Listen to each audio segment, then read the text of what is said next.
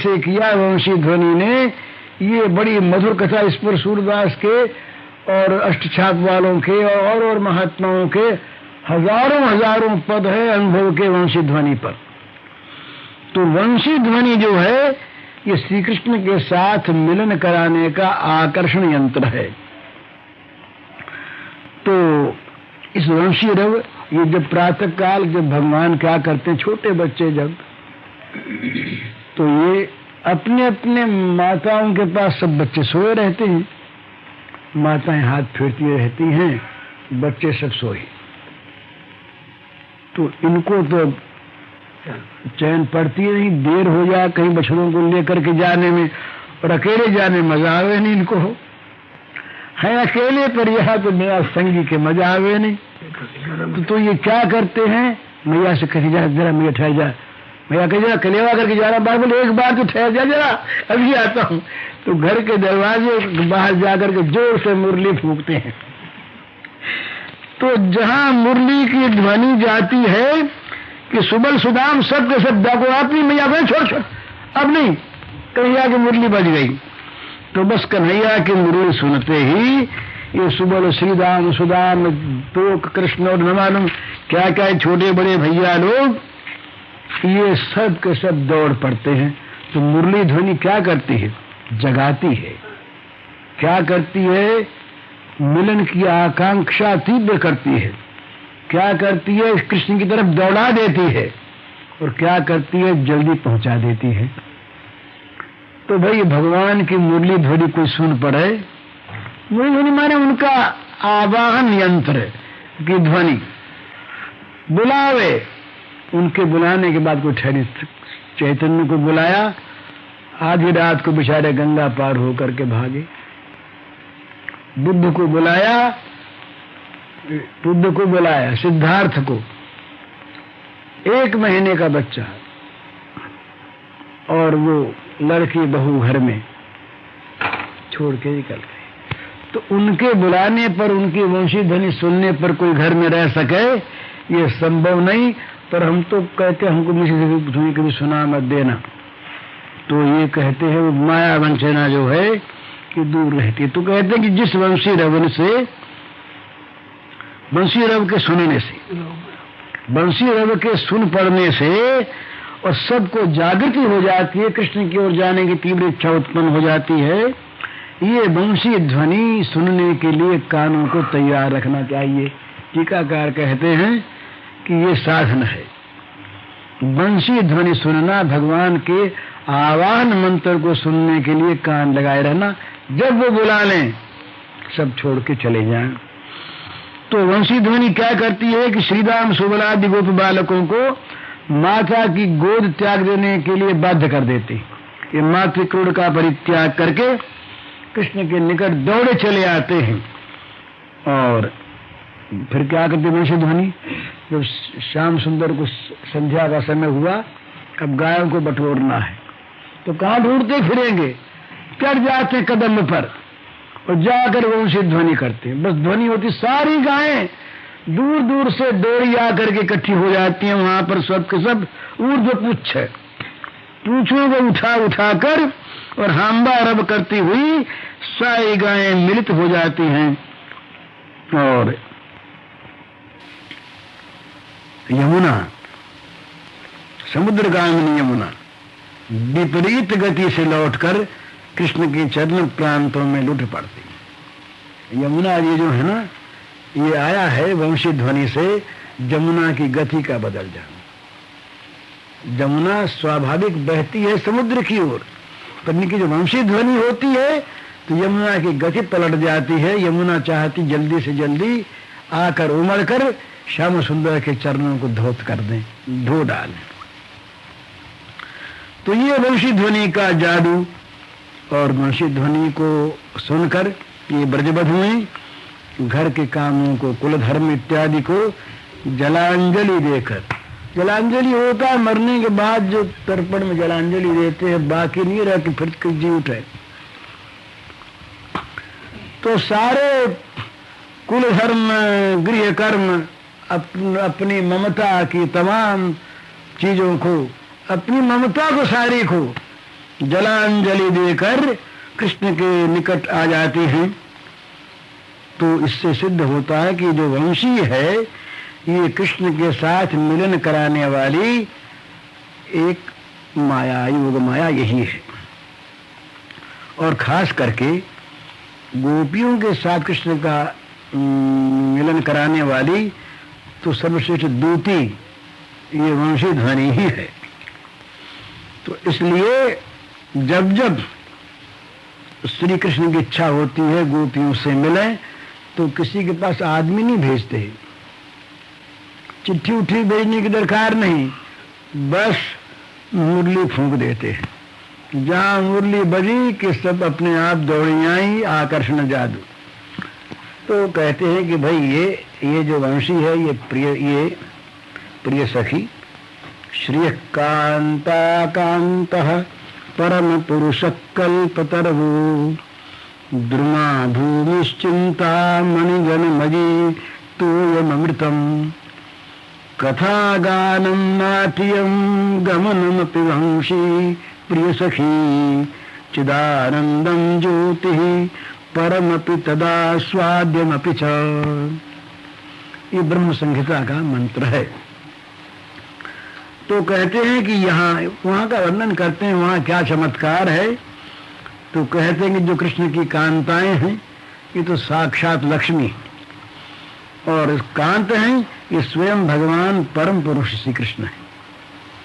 परम पुरुष कांत परम पुरुष और उनकी लीला स्थली वृंदावन के जो वृक्ष हैं ये सारे के सारे दिव्य कल्पतरु हैं।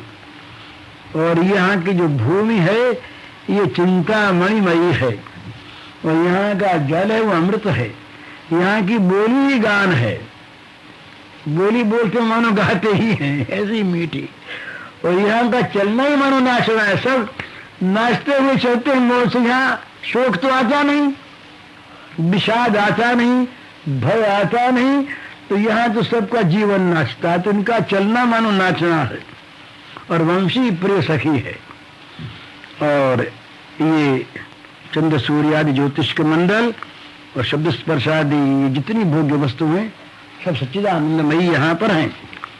तो श्री कृष्ण की वंशी ये साधारण वंशी की भांति को बजने वाली चीज नहीं है, ये बाजा नहीं है। ये तो कृष्ण के साथ मिलन करा देने वाली सर्वश्रेष्ठ दूती है। ये जड़ बांस की बनी हुई चीज नहीं, ये सच्चिदानंदमयी है और ये दूती है भगवान के साथ मिलन करा देने वाली। तो बोले कैसे माने? बोले ऐसे मानो, गोपियां परम प्रेमवती थी ठीक, और श्री कृष्ण को अपना मन दे चुकी थी ये भी ठीक, और समुत्कंठी भी थी ये भी ठीक, परंतु धैर्य लज्जा कुल शील मान इत्यादि जो बेड़ियां पड़ी हुई थी, इन बेड़ियों को तोड़कर श्री कृष्ण के समीप पहुंचना उनके लिए बड़ा कठिन था। तो ये मरणोत्कंठा में धैर्य लज्जादि बड़े भारी बंधन थे, इनको हटाना बड़ा मुश्किल, परंतु इस वंशी ने जादू कर दिया। जहां ये वंशी बजी और जहां वंशी की ध्वनि श्री गोपांगनाओं के कानों में पहुंची, कि सारे बंधन पटापट टूट गए, अपने आप बंधन सारे छिन्न हो गए और वे उसी क्षण श्री कृष्ण से मिलित होने के लिए दौड़ पड़ी। तो कृष्ण के साथ गोपियों का मिलन करा देने में परम सहायता यदि कोई करने वाली है तो वंशी ध्वनि ही है। तो यदि श्री कृष्ण तो भगवान है, ईश्वर है, ऐश्वर्य के द्वारा भी गोपियों को बुला सकते थे, तो ऐश्वर्य के द्वारा अगर उनको बुलाते तो ऐश्वर्य में लीला ही होती, मधुर लीला नहीं होती। अगर मुरली के बदले बड़े राजा हैं परवाना वारंट भेज दे, क्या बुलाओ? बुला ले,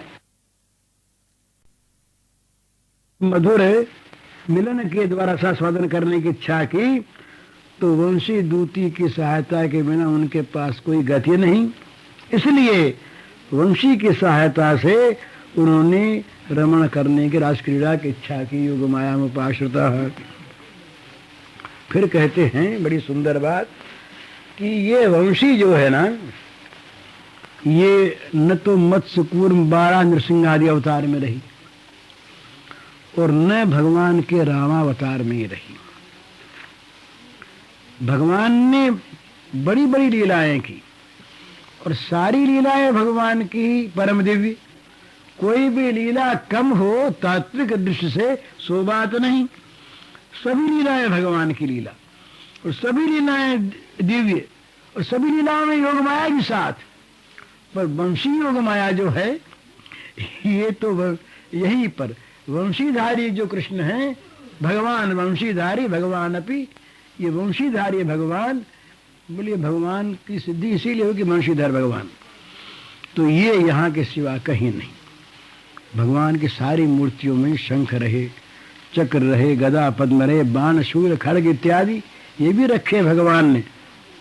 और कुरुक्षेत्र में गए तो वहां भी चक्के को बुला लिया, उठा के चक्का यूं घुमाया, सुदर्शन चक्र बन गया।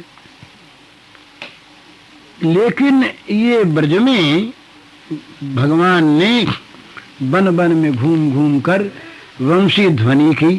कुंज कुंज में, यमुना के पुलिन पुलिन पर, गोवर्धन की तराई में, गोवर्धन के ऊपर, सरसी के तीर पर सुख से विचरण करते हुए भगवान ने जो परमानंद रसास्वादन किया वह वितरण किया, उसमें वंशी की ही परम सहायता रही।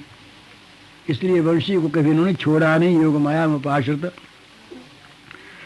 बोले महाराज एक दिन की बात सो ये जा करके निकुंज में कहीं छिप गए। इनको मजा आता है इसमें कि कुछ उत्कंठा बढ़े, कुछ ढूंढे लोग हमको।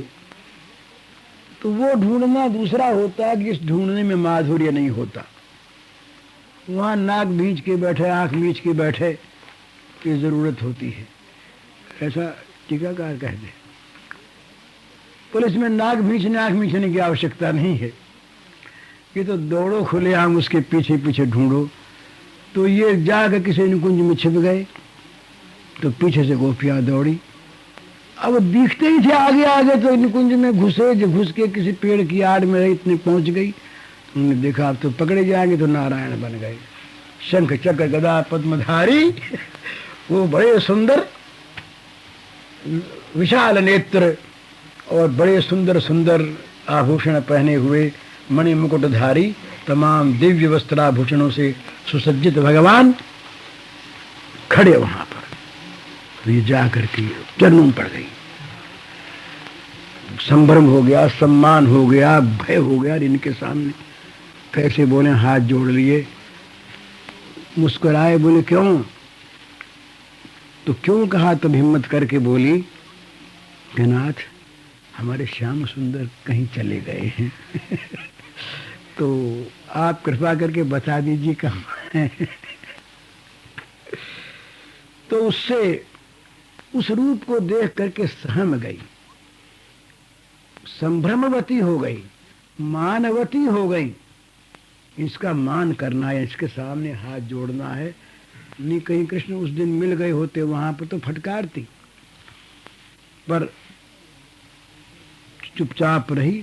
तो भगवान तो देखा कि उन्होंने इशारा कर दिया, बोले आगे। तो इन्होंने सोचा उन्होंने क्यों इशारा किया, तो वो जाने। पर गोपियां बेचारी वहां से चल दी आगे। तो ये यहाँ पर ये ब्रज में शंख चक्र गदा पद्म का, यहाँ धनुषूल का, ये सारंग धनुष का यहाँ काम नहीं। या तो वंशीधर बहुत कुछ और किया साथ में, तो सिंगा ही ले लिया बजाने के लिए बस सिंगा और बंसी, ये दो ही चीज इनके का, इसी को लेकर के ये घूमे। तो यहाँ तक कि असुरों को जब मारा, यहाँ पर आज अपनी बात हुई थी, तो असुरों के मारने में भी इन्होंने किसी आयुध का प्रयोग नहीं किया ब्रज में। हथियार लिया हो तो बताइए।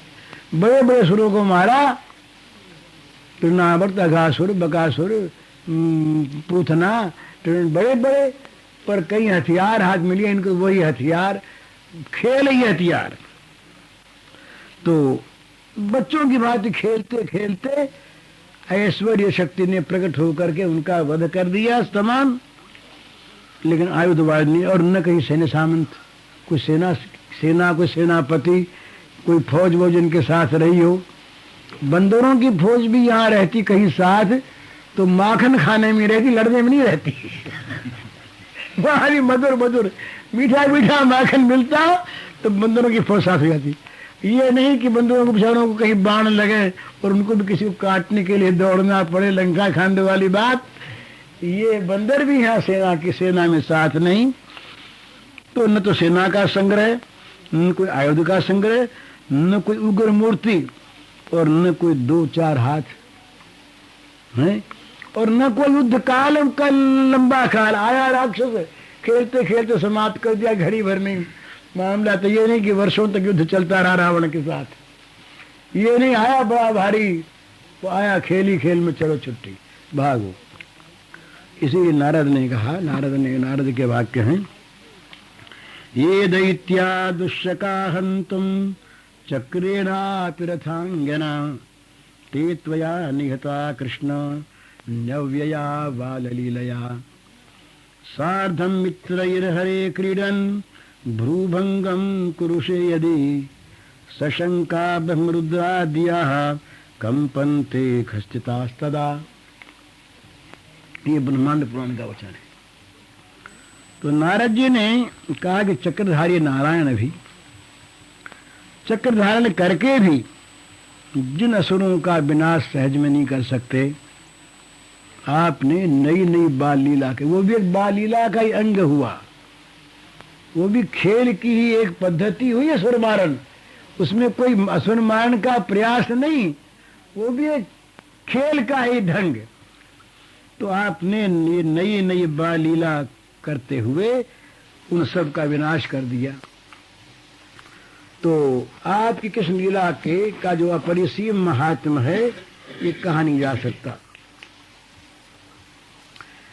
ये आप सुदामा श्रीबल आदि गोप बालकों के साथ गोष्ठ में खेलते खेलते जहां बाल लीला बस किसी तरफ यूं था, खेल में ताकत, गुस्से में नहीं, खेल में किसी तरफ अगर टेढ़ी भों कर दी तो महाराज आकाश में ब्रह्मा रुद्र देवता हैं, वो भी डरने लगे। ये कन्हैया ने खेलते खेलते भों टेढ़ी कैसे कर दी, ये स्थिति। तो योग माया मुपाश्रित है, ये भगवान वंशीधारी, योग माया माने वंशीधारी श्री कृष्ण। इनकी लीला बड़ी अद्भुत और बड़ी मनोरम। कितनी और दूसरी मूर्तियां हों और बढ़िया से बढ़िया मूर्ति हो, सुंदर से सुंदर हो, पर ये जब हाथ में मुरली ले करके और शरीर में 3 टेढ़ बनाकर ये बड़ी बंकिमा के साथ जब कदम के नीचे खड़े होते हैं, तो महाराज फिर इस मूर्ति को देख करके सारा सौंदर्य का सागर भी सूखने लगता है इनके सामने। अरे तमाम मोहित हो जाते। ये किन्नर गंधर्व इत्यादि की तो बात ही क्या है, कामदेव तो मूर्छित हो जाता है कि हम तो मरे, और मर ही जाता, यहाँ रहता नहीं। सारा काम सौंदर्य प्रतिहत होकर अपना जीवन लेकर भागता, यहाँ से यहाँ रहेंगे तो मर जाएंगे, इस सौंदर्य के सामने जल जाएंगे, रहेंगे नहीं। तो इस प्रकार की सुंदरता ये मुरली मनोहर रूप में। तो कहते हैं कि भाई श्री कृष्ण की मूर्ति में और लीला में जो सौंदर्य माधुर्य का प्रकाश है वो ब्रज में ही है। बोले चतुर्धा माधुर्य तस्य ब्रज एव विराजते ऐश्वर्य क्रीड़योर वेणुस तथा श्री विग्रहस्य च। भगवान के माधुर्य संपुटित ऐश्वर्य गोप गोपी गणों के प्रेम से मुग्ध होकर प्रेममयी लीला, समस्त प्राणियों का के मन को हरण करने वाला वेणुनाद और अपने आप को भी आकर्षित करने वाला श्री विग्रह सौंदर्य माधुर्य रूप, ये केवल ब्रजधाम नहीं है और कहीं नहीं, ये मूर्ति कहीं नहीं। तो ये यहाँ पर जिन भगवान ने, भगवान पितारात्रि जिन भगवान ने ये लीला की, वो भगवान कौन से कि वंशीधर भगवान, मुरलीधारी भगवान, ये यहाँ पर भगवान का स्वरूप। तो क्योंकि ये मुरलीधारी भगवान के बिना दूसरे भगवान, दूसरे किसी आयुधारी भगवान के लिए ये परम रमणीय रमण लीला कभी संभव ही नहीं है। ये मुरली मनोहर जो भगवान हैं, इनको छोड़ करके किसी दूसरे आयुधधारी वो भगवान ही हैं, और उनके लिए ये रमण लीला ये संभव नहीं, और लीला भले ही वो कर लें। तो इस लीला में प्रेममत्त गोपियों के रास नृत्य में प्रेमालस्य शिथिल बाहुलता द्वारा श्री कृष्ण का कंठालिंगन होता है। कृष्ण भी पीतवसन द्वारा उनके श्रमजल सिक्त वदनों का मार्जन करते हैं। उनके कपोल के साथ कपोल संस्थापन करके चर्बित तांबूल अर्पण करते हैं। वन विहार, नृत्य, गीत, यमुना विहार आदि करते हैं। ये मुरलीधारी के सिवा और कहीं नहीं। तो गोप वेश वेणुकर नव किशोर नटवर, बस यही वेश रासलीला का है। तो श्री कृष्ण के वंशी रव को सुनकर कृष्णगत प्राणा ब्रज रमणियों का कृष्ण के साथ मिलन हुआ। तो यहाँ पर योग माया वंशी ही इस रास क्रीड़ा में प्रधान सहायिका। तो और अपार धैर्य लज्जा आदिशालिनी अंतःपुरचारिणी गोपकुल कामिनी, अपनी अपनी लज्जा धैर्य सारे बंधनों को छिन्न करके इस वंशी की प्रेरणा से ही, वंशी के द्वारा आकृष्ट होकर के ही और इस योग को प्राप्त किया उन्होंने। तो वंशी ने क्या किया, ये योग माया के रूप में केवल मात्र श्री कृष्ण के साथ इनका योग करा दिया और गोपियों के साथ उनके पति, भ्राता, पुत्र, मित्र, आत्मीय, स्वजन, लोक धर्म, वेद धर्म, देह धर्म, कुल, शील, लज्जा, धैर्य इत्यादि सब के साथ अयोग करवा दिया। तो ये वंशी अयोग माया और वंशी ही योग माया। वो कहते हैं कि लज्जाशील जो है ये तो मोह का किला, और गुरुजन का मानवर डर ये सिंहद्वार इस किले का, और धर्म इसके किवाड़, और कुल का अभिमान इसका बड़ा भारी ताला। तो इस पर बिजली गिरी, इस किले पर बिजली गिरी तो बिजली क्या गिरी कि वंशी रोमा यहाँ बिजली आई, ये बिजली गिरी तो ये किला ढह गया।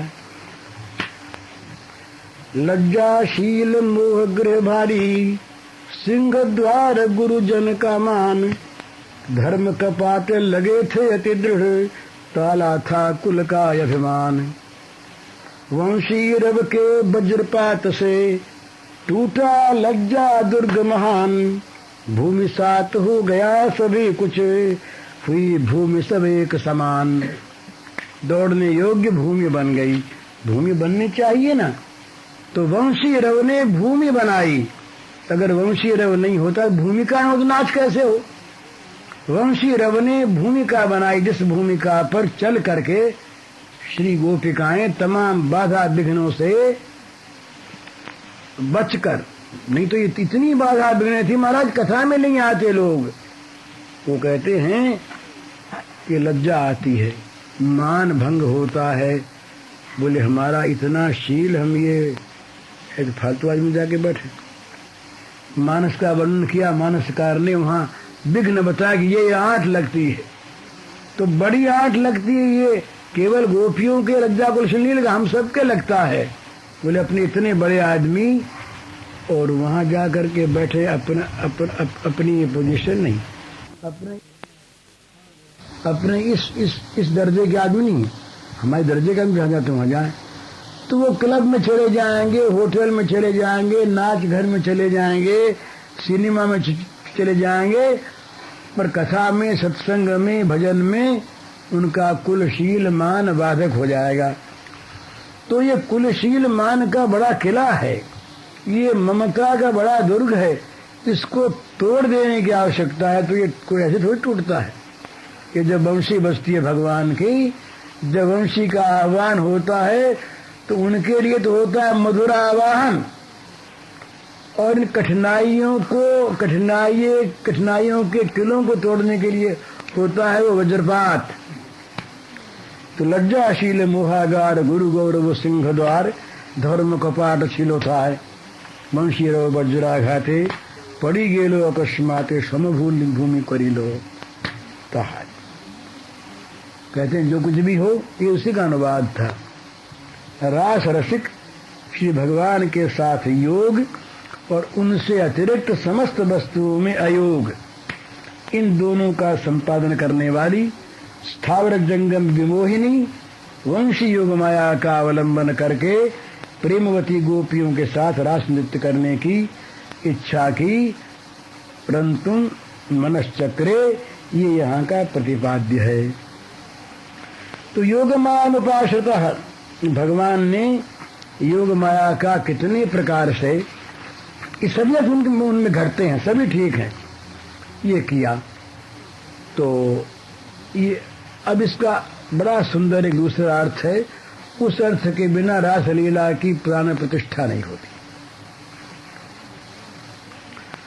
तो उस अर्थ को जानना भगवान के कृपा साध्य ही है, उनकी कृपा के बिना ये अर्थ ध्यान में नहीं आता, और सब तो आ जाते। तो इस पर विचार करने से मालूम होता है कि जो रास चक्र का की जो बीच की कील है, अरे को चक्का घुमाओ तो बीच की धुरी चाहिए कि नहीं? बीच की कील न हो तो चक्का घूमे कहाँ? तो रास चक्र का मध्य कीलक और रास नृत्य की प्रधाना नायिका, रास बिहारी की हृदय विहारिणी, रास रस रसिक श्री कृष्ण की प्राणाधिका, राधिका के बिना रास कहीं रजत होता ही नहीं। यद्यपि भागवत में स्पष्टतया राधा का नाम उल्लेख नहीं, परंतु जहाँ कृष्ण है और जहाँ रास है वहाँ एकमात्र राधा ही उसका प्रधान अवलंबन है, उसके बिना ये क्रीड़ा संभव ही नहीं। तो अन्यान्य पुराणों में, तंत्रों में इस विषय पर बड़ा विचार है, और ये कहते हैं कि अनयाराधिता नूनम भगवान हरिश्वर, ये 30वें अध्याय के इस श्लोक की व्याख्या में हम भी कहेंगे इस पर कुछ। तो यहाँ योग माया शब्द का उद्देश्य यही मालूम होता है कि राधिका को साथ लेकर भगवान ने परंतु मनश्चक्रे योगस्य संभोगस्य माया मानम पर्याप्तिर्यत्र सा योग माया श्री राधा।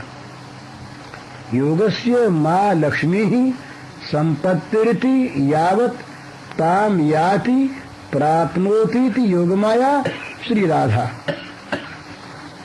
तो कहते हैं कि मधुर रस के मिलन का रसास्वादन जो है ना, ये रस शास्त्र की बात है। मिलन का नाम है संभोग और अमिलन का नाम है विप्रयोग, विप्रलंभ। तो मधुर रस में मिलन के रसास्वादन का नाम ही संभोग है। तो श्री राधा के साथ श्री कृष्ण का जिस प्रकार का मिलन रसास्वादन होता है, वैसा रसास्वादन भगवान की किसी लीला में, किसी श्री विग्रह में, किसी प्रेयसी के साथ कभी संभव नहीं होता। तो इसका कारण देखने पर मालूम होता है। अब जरा विषय ऐसा है कि जो समझने का तो है, पर है जरा कृष्ण की वंशी है ना,